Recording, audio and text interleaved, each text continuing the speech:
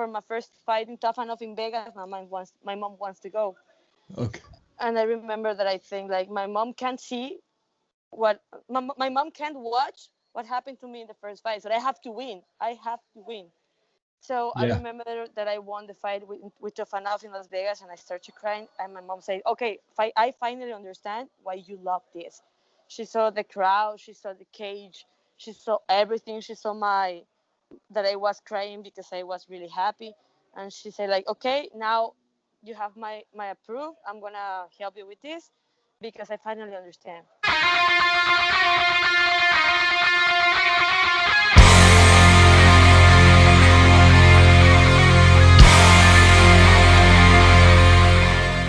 Maria, you're a pro MMA fighter signed with Invicta FC. You're a dog mom, much more. Thank you so much for your time. I appreciate it. Thank you. I like to start off by going back to the beginning. Where did you grow up, and what was childhood like for you? Oh, I born in a little state in the middle of Mexico called Querétaro. And there Okay. is no MMA, no boxing, no nothing. It's a really place like really with a lot of history in Mexico, so the people is really close about it. And I grew up there. I studied even from to the college, and I remember my first MMA class. It was in a place without mat. Actually, it was only a back work, Okay. and I like it a lot. And I remember that there was a Ronda Rousey fight a Ronda Rousey Yeah. in the wall, and I was investigating who was her. And when I saw the first MMA fight, family MMA fight, I decided that I want to be there. And the first class, even without mats, I remember that the coach make me almost throw up. And for me, like run 1 mile was almost impossible, maybe for superhumans. Yeah. And when they show me that I can be more stronger in my mind and in my body, I was kind of to create an addiction to MMA, to always like break my mental walls. And then I decided to move to Mexico City to find a place where to train. But I didn't have the chance to train there, only jiu-jitsu for a while. And Okay. then I moved to Guadalajara with Lobo Gym, with Team Grass, with Alexa and Irene. And for me, there was more strikers, and for me, I would used to like more jiu-jitsu, and I want to learn more wrestler, Mm. more wrestling. And then I moved here to Tijuana to Entram Gym. Here is Brandon Moreno, it's Teco Quiñones, and the things what I like here is that we have the border here. So I used to cross the border to learn some wrestling, to go to compete jiu-jitsu. I used to go to Alliance MMA with Angela Hill and a lot of girls to do sparring. That's Yeah. what I decided to move here by my own. I used to live in a fighter's house. Actually, it's the coach house. There was like 18 fighters Oh and man. me. Yes. That's awesome. What was the reaction from your family and your friends when you're like, I want to go do this MMA thing? They was thinking that I was totally crazy. Like seriously, you should get married and have children or something like that. And Yeah. especially for my mom, because my mom is a I don't know how to explain in English. She's like the typical untraditional Latina mom. Like you have to get married, stay in your home, get a Oh, gotcha. job, take care of your children. And when I started to MMA, I remember my first fight. She was there, and my first fight, the girl broke my arm. Oh And my my gosh. yes, with the arm, but she was a judo girl actually. Yeah. And my mom was there, and I remember I didn't care about the pain. I was like, shit, my mom's right there. Right. And we went to the hospital, and she said like, okay, the doctor told me this. He said that you don't let him touch you because the pain is really really bad. And I said yes. Oh, and he said, oh, and she said, okay, if they're going to use anesthesia with you, you need to quit MMA. But if you want to continue with this thing, you need to let them fix your arm like that without anesthesia.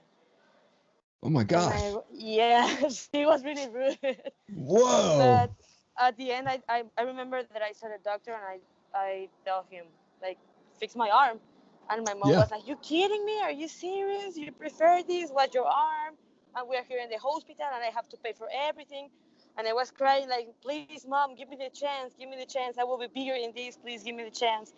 And I remember that the doctor started to fix my arm with anesthesia, and I was crying and screaming in the hospital. Oh man. And Wow.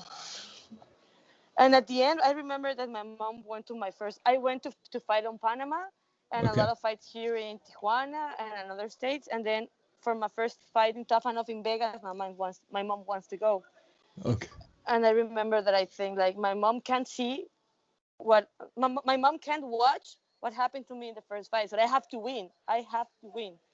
So I Yeah. remember that I won the fight with Tough Enough in Las Vegas, and I started crying. And my mom said, "Okay, I finally understand why you love this."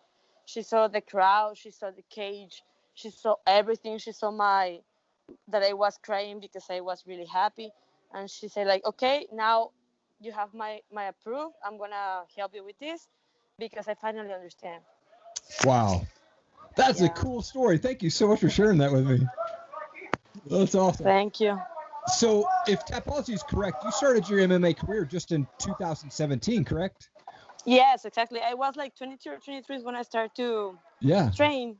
Hey, I hope you're enjoying the show so far. Wanted to give a quick shout out to our sponsors, starting with Rewebbed. They are the best digital marketing agency on the planet. I love working with those guys. Founded by a guy named Ian Inman, the $1 Million Cowboy. He's on a mission to feed 1 billion kids and help 1 million entrepreneurs. Go check them out. Tell them I sent you. Alpha Outpost, amazing monthly subscription box sent right to your door every single month. You can start for $5. They send you cool stuff like this. Go use the code TOPRATEDMMA for 15% off your order.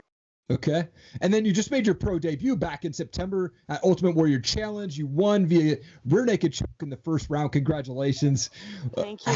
How did it feel to get that first pro win out of the way? I was crying again too. I'm a crybaby when I won. I was really happy because for me it was really, really, really tough to get. It was difficult because the Corona situation to get that pro debut. I was signed with Combate America for my pro debut, and I was the co-main event. I was really excited about it. Yeah. And I remember that we was in the UFCPI training with Teco and Brandon. I only was making weight.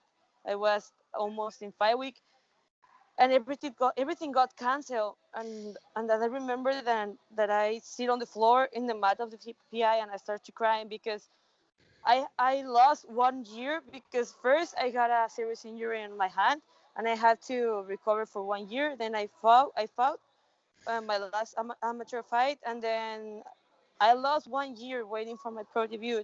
And when I finally got it, they canceled it. So I was so sad. Actually, I was almost thinking to quit from MMA because I have 27 years old and I didn't have my pro debut. But when I arrived to Tijuana, because I have to go back to my mom's place because I didn't have the chance to stay here training because I lost my job. I lost everything. Wow. When I came to Tijuana, my coach told me that there is a chance for a pro debut, and I took it. It was a kind of difficult camp too because first my first opponent canceled because she got COVID. Oh wow. And then they found me another girl, but she was from Mexico City, and then she moves to my camp for training. She was training there for 2 weeks. What? Yeah, she was training in the same place as me, so I was so mad, and for me was really difficult my camp because I was sharing my gym with my opponent. Right. Oh my gosh. Yes, but I was thinking like, you know what? I don't care. It's my debut. I'm gonna beat that girl. I don't care because I just want to fight. Yeah. But and when I step out of the cage, I used to feel really bad for my camp. I made my COVID test, and it was negative. But I was feeling really bad. I couldn't breathe for 2 weeks. A lot of pain on my head, and yes, head. Yeah. And I made two tests of COVID, and it was negative. Even in the event, they make me a COVID test, and it was negative too. But I was feeling really bad. Actually, when I stepped on the cage, I was scared because I couldn't breathe. Wow. At the end of the fight, I went to another lab, and they make me the blood test. And the blood test said that I was with COVID. So my pro debut, I was infected of coronavirus. Oh my gosh. Yes, it's been Oh, really hard, but that is crazy. Oh my gosh. Well, wow. Well, you're signed to Invicta FC, like you said. Do you have a fight coming up November 13th, right? yes, Yeah. Who are you 4 weeks. fighting? Actually, it's the first girl that I used to fight. Her name is Marlene Perez. She Okay. was my first opponent in the first fight, and actually, she really wants to fight with me because she called me out. Like it's the third time that she called me out. So let's do this. It's going Oh to be a wow. really interesting fight. Yes. Is that for Ultimate Warrior Challenge, or what's the promotion that you're fighting for? Yes, it is Ultimate Warrior Challenge. Nice. When I finished the last fight, I was at the cage. I was there in the auction, and I said like, give me a contract, give me another contract. I want to fight right now. And they said, you don't want to fight? Okay, if you're ready, we're gonna give you another fight. And I signed the contract like 1 week before. That's awesome. How do you train your fights mentally? I mean, obviously you train physically, but is there a mental training that you do as well? Yes, I have a mental coach. His name is Mario Cortez. He's from Colombia. Nice. He's a mental coach of Sarah McMahon, Andrew Sanchez, El Profe Serrano from Colombia, and another jiu-jitsu and MMA fighters. We work together since I started my amateur career. He's been in 2 of my corners. Wow. One of my second fight in Mexico and my first fight in Panama, he was on my corner. So for me, the most the physique, it's the mind. Sometimes when I broke in the sparring or training, it's because of my mind. And for me, it's been really important work on it. Yeah, absolutely. Hey, well, I want to do a shift to some fun questions here real quick. I've got these pod decks. They're just essentially just random questions. I'm going to put one out and hopefully it's not a flop here real quick. This one says, who would you most like to sit next to on a 10-hour flight and why? Maybe I will be sit next to maybe Aesanya. Okay. I would like her. I would like him to have next to me because for me it's really, really, really weird or interesting how he thinks. Like I saw a video when the referee said, "Are you ready?" and he said, "I'm ready to die." I'm really, really, really like into it. Like I want to know what he thinks. Yeah. What is his mind? Yeah, that would be a crazy conversation to sit in for sure. You have this awesome dog that even has its own Instagram. What's your dog's name and what kind of dog is he? He's a Frenchie. His name is Vicente. Okay. It's a really Mexican name. It's he has 11 months. Okay. He's my partner. It's my baby. It's my everything. He's always with me, and he's really funny. That's what I decided to create an Instagram for him. Yeah. Because he's always making like weird stuff. Yeah. Oh, I love it. So cool. You've traveled a lot. Is there a favorite travel destination for you?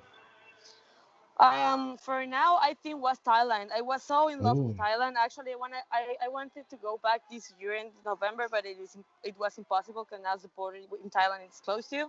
Yeah. But I was thinking to go to Colombia or no, actually just now I want to go to Vegas for training. That's what it's in my mind. Train. So now I want to go to Vegas, but I want to go back to Thailand for sure. Okay. Yeah, I've heard nothing but amazing things about Thailand.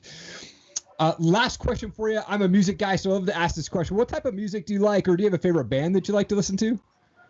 I'm a really random. I have a really random tastes for music. For now, I'm into like Queen. I'm listening a lot of Queen. Oh yeah, I love Queen.